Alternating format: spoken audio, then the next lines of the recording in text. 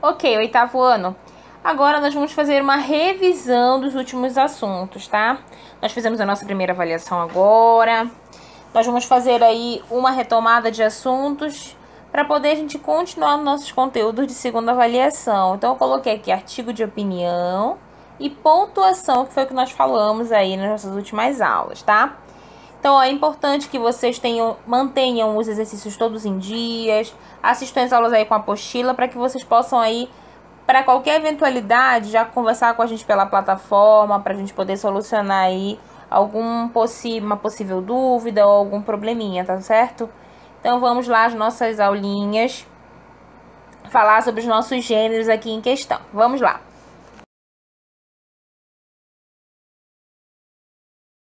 Falar sobre artigo de opinião não é difícil, né, meus amores? Então, a gente sabe que esse tipo de assunto, artigo de opinião, é algo que está muito presente no nosso dia a dia, no nosso cotidiano. E a gente consegue observar isso até, por exemplo, num telejornal, né? É um texto, meus amores, eminentemente opinativo. Você vai observar a posição, a colocação a respeito sobre determinado assunto. Ele é muito mais que informativo, tá bom? Então, esse tipo de notícia, esse tipo de informação é recorrente dos assuntos do nosso cotidiano. Claro que a gente vai julgar muito mais o que interessante para a sociedade, onde vai falar sobre, de repente, calamidades, informações, dados, tudo aquilo que vai fomentar aí para você ou para o seu leitor uma formação de opinião. Tia, só consigo achar isso em jornal? Claro que não. Eu coloquei especificado aqui no seu slide para que você possa saber que isso aí você pode ver em revistas, em blogs, em qualquer que seja o meio comunicativo, tá? O que você precisa realmente gravar, como eu coloquei aqui, é essa função vai apresentar e defender um ponto de vista. Então, se você for ter contato com um texto, você vai ter um contato de um texto com algum ponto de vista desse autor, tá? E claro, sempre será um assunto relevante para a sociedade, algo que você precise se informar ou que você tenha que informar, e isso vai ser por meio de argumentos. Isso também vai ter o poder, o quê? De persuadir, né? Preparar aí essa questão da sua argumentação para que a outra pessoa que tenha contato com o seu material, contato com o seu texto, saiba, sim, é verdade, eu concordo por isso, por aquilo que você vai dar aí para eles, ou para a pessoa que tiver o contato com a leitura do teu texto. Você vai dar os indícios, você vai comprovar a ele, através dos seus argumentos, o motivo pelo qual você tem aquele posicionamento, tá? Acerca daquele determinado assunto. Você não tá, por exemplo, somente, eu acho isso porque é isso, pronto. Não, você precisa de fato aí organizar toda uma estrutura de ideias para que você tenha aí o domínio, para que você passe para outra pessoa, de fato, a segurança de que você sabe do que está falando. Certo, e nós vamos falar sobre características. Se eu tenho um artigo de opinião e esse é um gênero argumentativo, eu vou lidar diretamente com a questão da minha escrita. Então, eu preciso sempre, quando for falar, principalmente na questão informativa, se ele for argumentado, eu preciso sim alinhar sempre meus argumentos à questão de uma linguagem mais formal, que vai se alinhar a uma questão mais à norma padrão, tá bom? Então, você precisa ter esse cuidado. Eu não posso, nesse tipo de gênero, tratar com uma linguagem coloquial, aquela linguagem do dia a dia, que eu falo aí com os meus parentes, com os meus amigos, tudo bem? Eu preciso compreender que esse tipo de linguagem eu vou me aproximar mais de inúmeras pessoas. Eu preciso, ainda que de forma culta, mas que seja uma informação, uma forma de comunicação acessíveis às pessoas. Porque eu tenho o quê? Localidades distintas, diferentes. Então, muitas das vezes, esse tipo de material é colocado, por exemplo, em artigos, são publicados. Lembra que eu falei? Dos locais, de revistas, de jornais e tudo mais. Então, eu preciso estar alinhado aí com a minha norma padrão.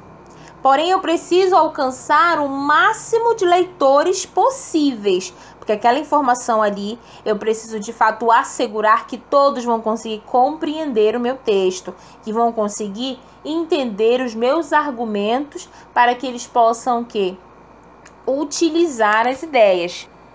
E, lembra, o assunto do texto, do artigo de opinião, vai ser assuntos relevantes. Se eles são assuntos relevantes, eu vou utilizar assuntos do meu cotidiano, que vai ocorrer tanto durante a semana, como nas semanas anteriores, ou um assunto que realmente aí traz pra gente uma reflexão sobre a questão social, tudo bem? Nunca vai ser um assunto qualquer, algo de fato que não tem importância pra gente, tá? Pra sociedade, enfim. Então eles vão aí se munir da questão de informações, vão se munir de provas ou vídeos e etc, para que isso possa aí ajudar nesse momento da formação de opinião. Tudo bem, meus amores? Essa questão de persuasão, você só vai conseguir isso através de argumentos o quê? Consistentes.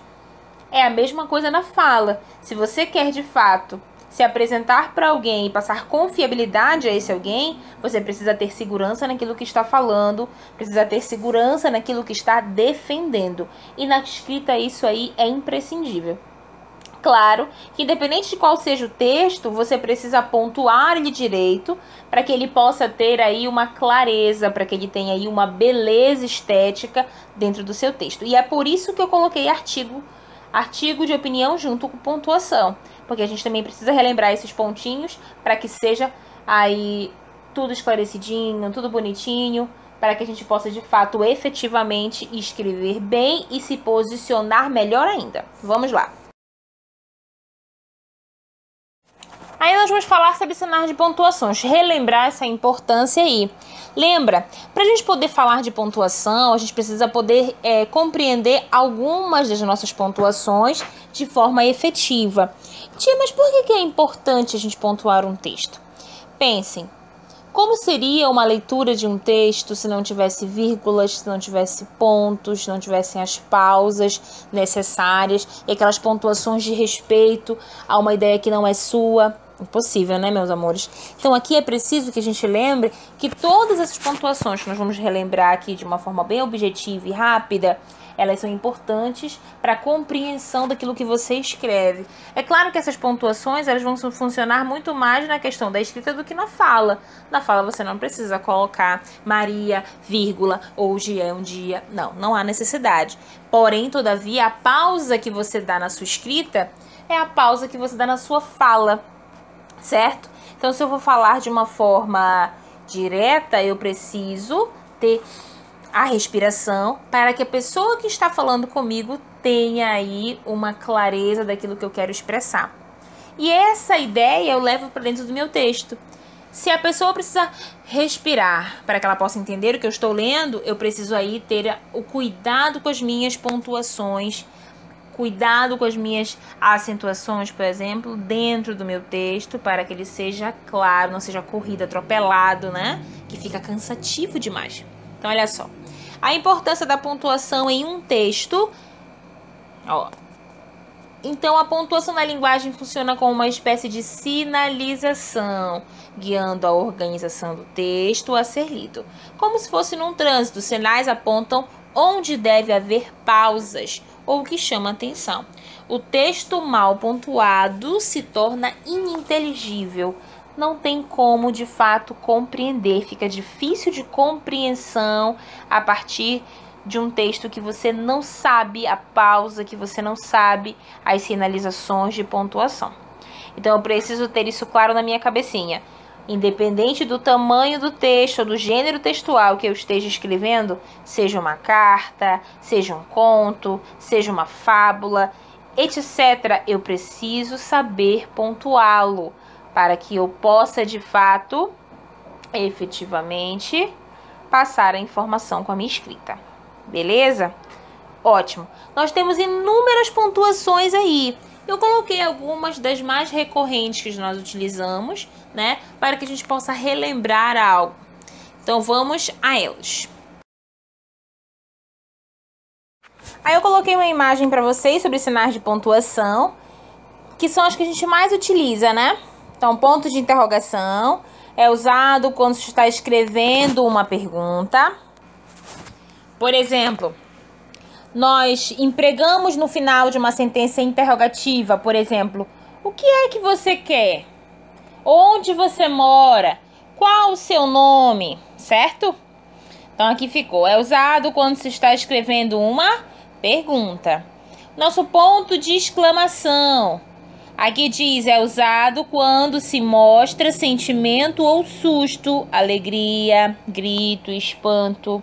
Ou seja, vai ser usado nas frases de entonação exclamativa. Por exemplo, mas eu quero algo em troca. Ou, por exemplo, nossa, você caiu. O ponto final é tranquilo. É usado quando se termina de escrever uma frase ou um pensamento. Na verdade, aqui você precisa fechar, aí se for ponto final, fechou uma ideia, então você não vai mais acrescentar nada, você coloca na sentença um ponto final. É muito importante eu saber a diferença desse ponto final e ponto em seguida, tá? Então, no ponto final, você vai assinar o final do período, seja ele simples ou composto, nesse caso que você já conhece o que é isso, ou de um parágrafo. Mas eu preciso saber, meus amores, o que é um ponto em seguida e um ponto final. Eu tenho a vírgula. A vírgula aí, ela é um pouquinho mais trabalhada, tá? Aqui tá de uma forma objetiva, mas eu vou especificar um pouco mais pra gente relembrar. Vírgula é usado para indicar uma pequena pausa na leitura ou separar palavras, frases e expressões. Beleza.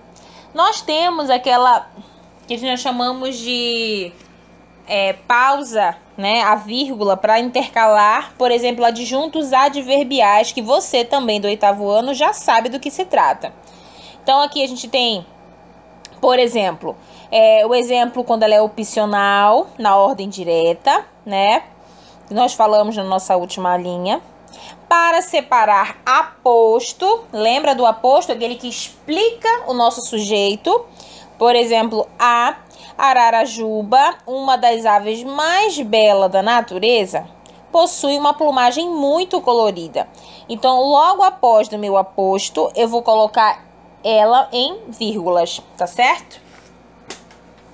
Para separar vocativo. Por favor, garçom, embrulhe a comida que restou. Essas coisas que eu tô falando pra vocês está na apostila, tá? De vocês na página 7. Dá para acompanhar por lá. Então, para separar localidades, então, ó, Mosqueiro, vírgula, 27 de novembro de 2018. Algo muito parecido com aquilo que nós chamamos de quê, meus amores, lembra? Aquilo que nós chamamos do gênero carta. Então, qualquer localidade você vai colocar após a vírgula lá. Observação: segundo as normas gramaticais, não se pode separar por vírgula outro sinal de pontuação o sujeito do respectivo verbo. Perfeito.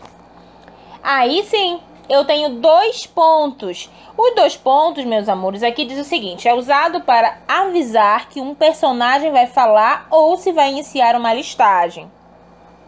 Então, de acordo com a apostila de vocês, está o seguinte: 2 pontos. Antes de uma citação, por exemplo, vejamos o que nos diz Marx. Se a aparência e a essência das coisas coincidissem, a ciência seria o quê? Desnecessária. Então, esses 2 pontos você pode utilizar aí conversando a respeito de uma frase que o personagem vai falar, porque você prepara para anunciar essa fala. Você pode o quê? Antes de uma citação, né? Ou seja, de uma frase que não é sua. Logo depois vem as aspas, né? Que fala aí sobre a questão das aspas, que nós vamos ver daqui a pouquinho. E antes da enumeração de uma série de itens. Por exemplo, é interessante expor essas 2 propostas. Quais são as 2 propostas? A venda da empresa e o empréstimo de capital. Então, antes de eu apresentar essas 2 propostas, eu coloco o quê? 2 pontos. Perfeito? Beleza. Ponto e vírgula, meus amores, é usado para dar uma pausa maior do que a vírgula. Então, aqui, ó, para separar numa série elementos que já estão anteriormente separados por vírgulas. Exemplo: vieram para o encontro Ana, coordenadora. Brenda, supervisora. Fernando, secretário. E Camila, representante comercial. Então aqui, ó, eu já coloquei. E esses elementos que já estão separados por vírgulas vai ficar em ponto e vírgula. Direitinho, tranquilinho, né? Reticências. Reticências. É usado quando não se termina de escrever uma frase e o leitor fica pensando no final. É como se eu fizesse uma desaceleração da minha fala, tá? Aí eu coloco reticências. Nós utilizamos muito isso na questão do WhatsApp, né? Opa, ninguém conhece o WhatsApp aí, né? Não, nós falamos bastante e colocamos essas pontuaçõezinhas aí de reticências, que faz referência aí a uma desaceleração dessa palavra. Travessão é usado para indicar o diálogo entre as pessoas e destacar uma palavra ou expressão. Então, esse travessão aí nós conseguimos identificar bastante nos nossos textos narrativos, né? Que existe a presença dos personagens, que tem os narradores, que eles apresentam mesmo esses dois pontos e o ponto de travessão. Parêntese são usados para separar palavras ou expressões na frase para chamar a atenção ou dar uma explicação. Utilizamos bastante isso também em redação. E nós já agora, com a nossa revisão, já deu para relembrar como utilizar esses parênteses. As aspas são usados para indicar citações ou para chamar a atenção sobre uma palavra ou expressão. Essas aspas aí, meus amores, é muito importante que você saiba utilizar. Então, é importante que você utilize as aspas quando, por exemplo, a ideia não for sua, né? Aquela expressão que você está tentando se comunicar, está falando, não é sua, você tem que ter o cuidado de colocar entre aspas. Perfeito. Então, agora sim, nós fizemos a nossa revisão, falamos de pontuação, falamos sobre artigo de opinião e nós fechamos aí a nossa revisãozinha de hoje. Tudo bem? Então, perfeito, nós ficamos aqui e até a nossa próxima aula. Beijo grande, saudades de vocês. A sua aula continua no próximo vídeo.